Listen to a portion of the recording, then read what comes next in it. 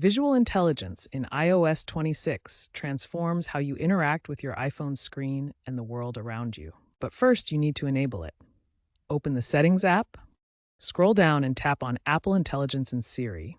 Toggle Apple Intelligence on.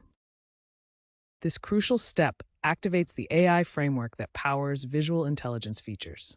Without it, the features won't function. Think of it as flipping the switch to unlock a whole new level of interaction with your device. We will be demonstrating two key features that utilize this function: screen content and camera control. With Apple Intelligence enabled, let's explore visual intelligence in action. Method 1.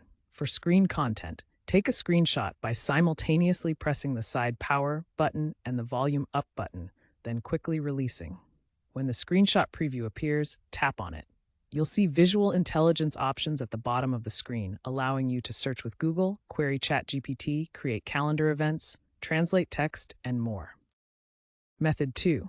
On supported models like the iPhone 15 Pro and newer, click and hold the Camera Control button or Action button.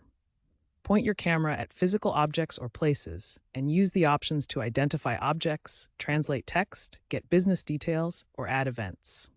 Visual intelligence extends beyond screenshots to real-time physical world interactions.